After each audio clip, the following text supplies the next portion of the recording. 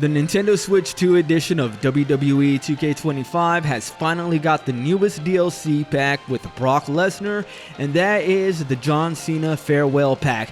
And there is a little bit of controversy surrounding it. We're going to go into what's in it and why some people have a problem with it.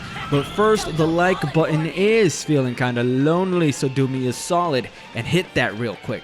Seriously though, YouTube has shadow banned me and many other small tech and gaming YouTubers with their new algorithm change. So if you like what I do, you know what to do. I've also got a Discord link in the description, so check that out. But let's just get straight to the news with this new WWE 2K update. So first, what is in it and how much does it cost? This pack adds 4 new wrestlers to the roster, kind of. So with the Cena Farewell Pack, we get the newest version of Brock Lesnar with the hat and the ponytail and the cowboy getup, and alongside him we get 2 versions of John Cena. That is his original debut gimmick as the Doctor of Thuganomics, and we also get the most recent version of John Cena, the way he is right now during his farewell tour. The final edition is Ron Cena, who is basically just R-Truth with John Cena's clothing, his entire gimmick, and his moveset as well, and his entrance as well too. Really, nothing seems to be any different. I don't know what the point of this is, but okay. The pack also features 15,000 BC from my faction and 5 alternate shirts that John Cena wore during his farewell tour. So now let's take a look at how these new characters look on the Nintendo Switch 2 edition compared to the other versions, and after that we're going to go into why a lot of people on social media are dunking on 2K for this new DLC pack.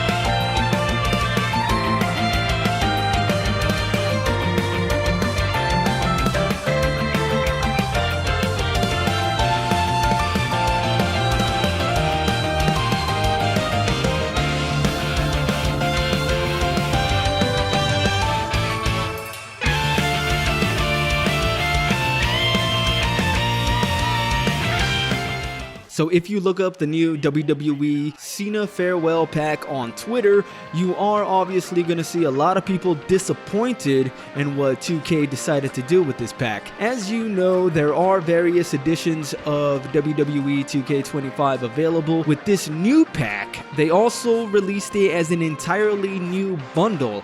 So if you already have the game, you can purchase the Cena pack on its own for 15 bucks. There are also 2 additional versions if you don't already have the game. There's a Farewell Tour bundle for $89 and a super expensive bundle for $150, which makes this version the most expensive edition. And the question on my mind and a lot of other people's minds is, why was this necessary in the first place? WWE 2K is a yearly series, and so this game has already been out for 7 months.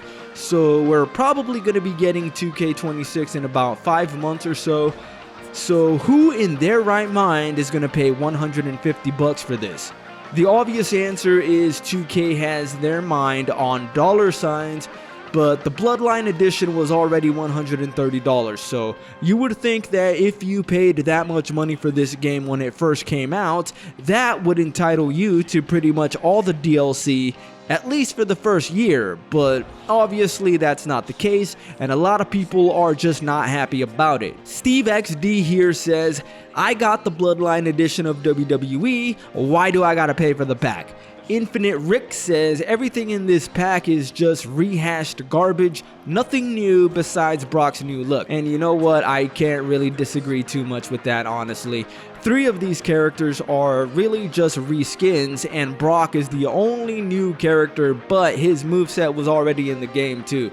And there doesn't appear that there's any option to have Brock Lesnar in his classic attire either, at least besides going into custom character mode. Now, don't get me wrong, it's really cool to have the original John Cena and Brock Lesnar in the game, but in my opinion, this should not be 15 bucks. It should be 10 at the most like the other character packs. But I guess the way that they justify it is with the inclusion of the new John Cena shirt and the 15,000 VC for my faction. Personally, I don't play my faction, so it doesn't mean too much to me, but maybe it's meaningful for you. That said, there was another update for WWE 2K25 on the Switch 2.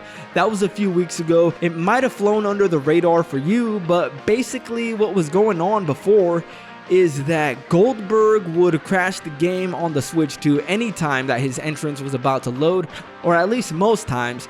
That was fixed in the last update. As you can see here, there are no crashes or graphical bugs anymore. So with all that said, I hope you dudes enjoyed the video. If you got something out of it, hit the like button and subscribe to the channel. I'm going to keep bringing you more combo videos, online matches, and video game news. I'm SwitchPlayed. Done.